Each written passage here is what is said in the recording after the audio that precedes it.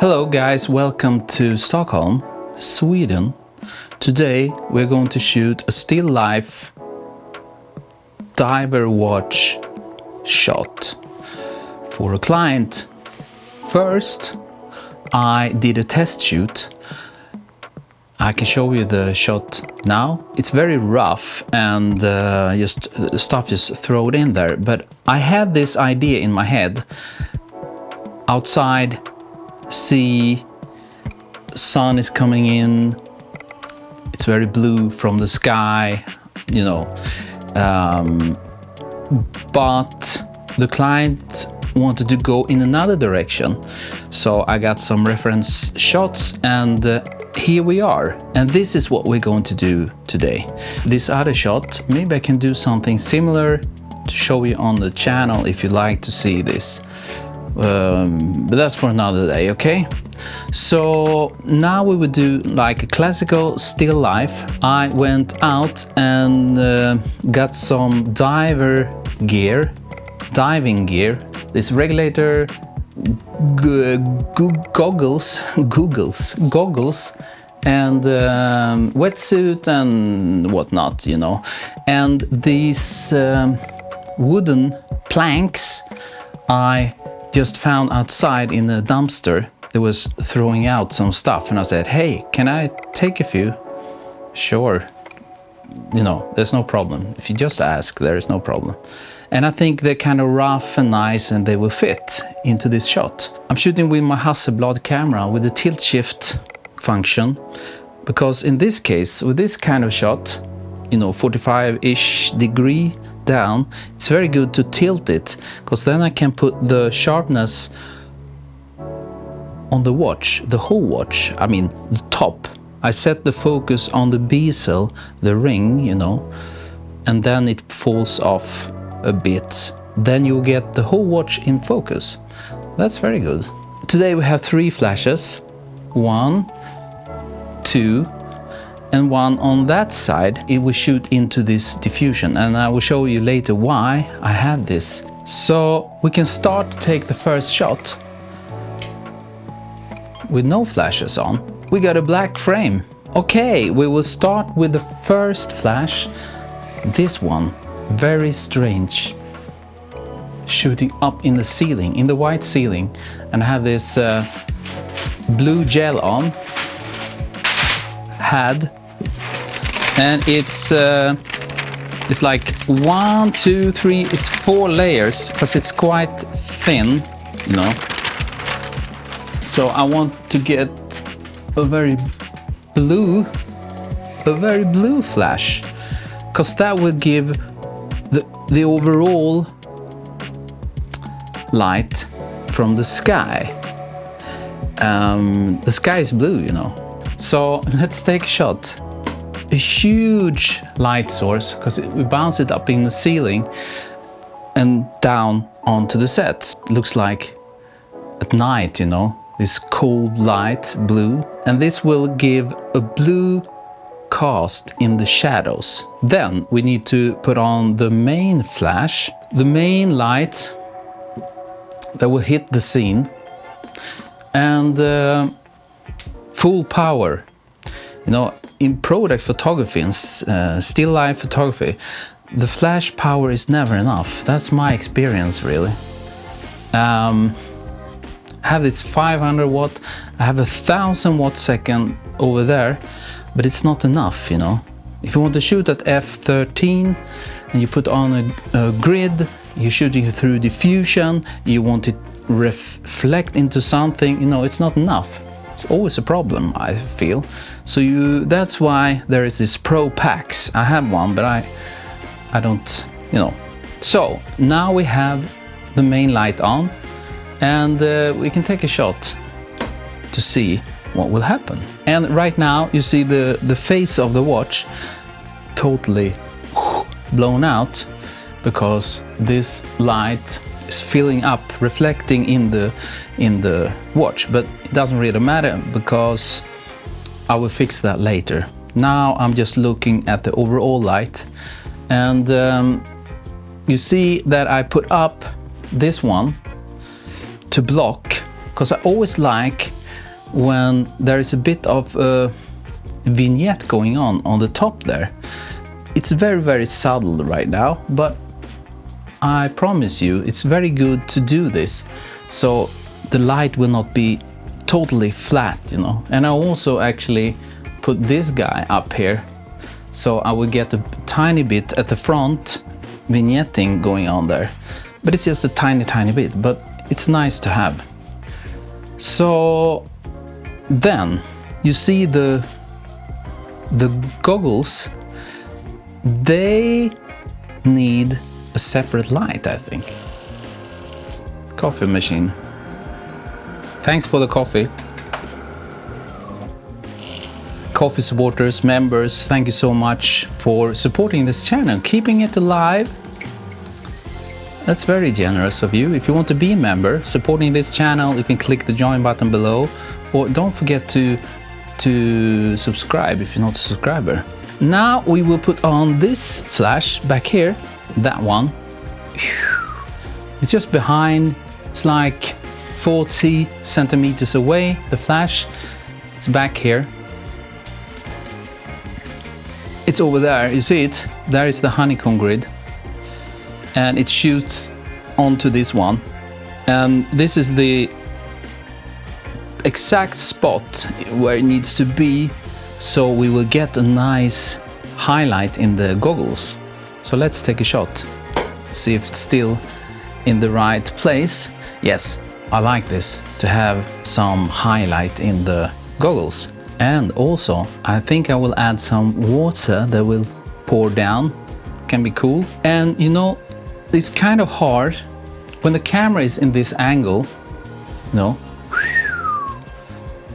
and the goggles, they are kind of tilted that way. It can be hard to know where to place this flash, but then I showed you this many times. You just take a mirror.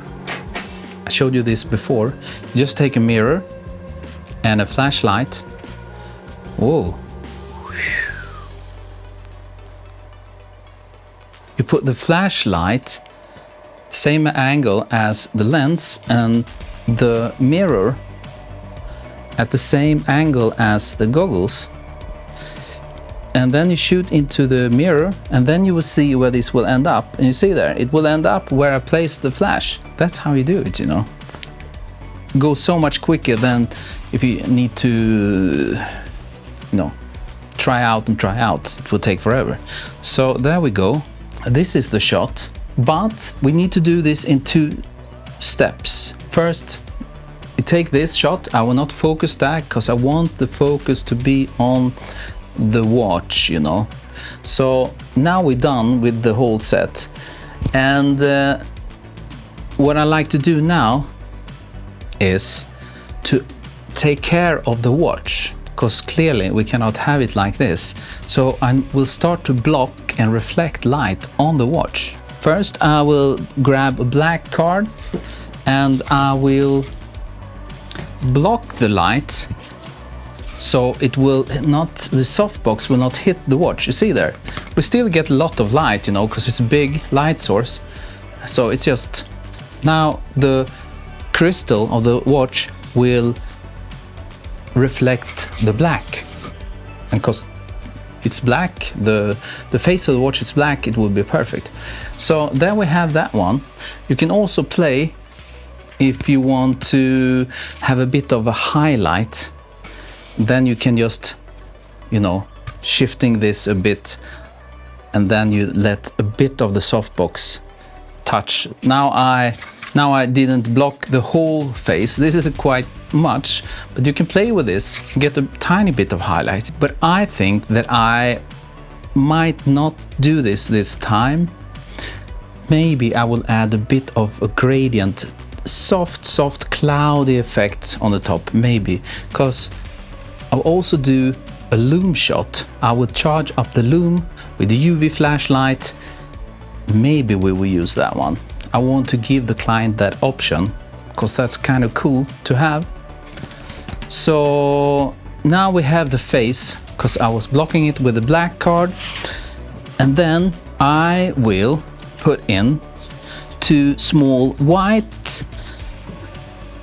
cards, these two. Hopefully I can reflect a bit light back onto the watch. And now I will take away this one because we're done. Because we need some extra light, so I will take away this black card that is blocking the softbox. And what do we get? Did we get something nice? You see, I want to have a bit of edge light on these guys. So that's nice. And also, I will also take a shot, bouncing a bit light back, if possible, without having the card in the frame too much. Well, it can be in the frame, but not covering the watch, of course. A bit for the band here. So this is how I do it. I use black cards and white cards, reflecting, blocking, you know. If it was like a steel watch, I will probably use this one more to block.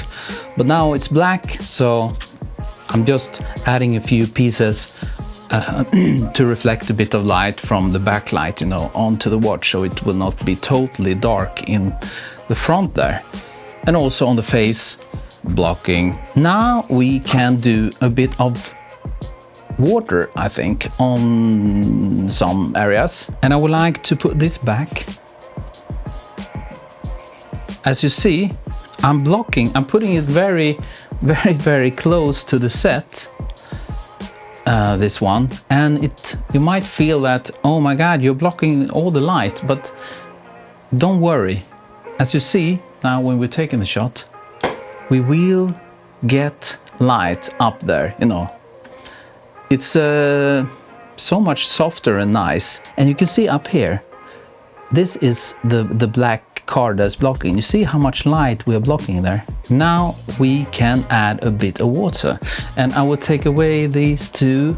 And you know, it's very important not to move anything. You have to be very careful, because when doing composite like this, you're working with multiple layers. You have to make sure everything stays exactly how it is, and the camera must be very stable, and you should actually not touch the camera. You should shoot from the software. So now a bit of water, and I have my syringe, the big one, this guy, and then we will add a bit. Mainly I would like to have a bit on the glass here, so I will try to get a bit of action going on here.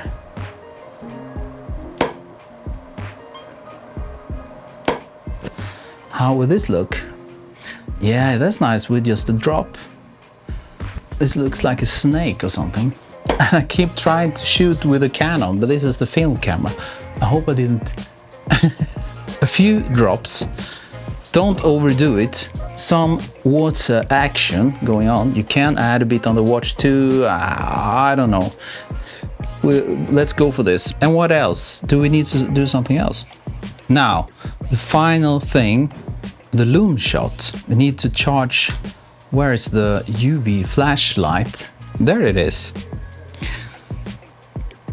Shut all the lights down, and we change the shutter speed, because this UV flash is very weak compared to the flashes, so we need like 8 seconds. Here we go.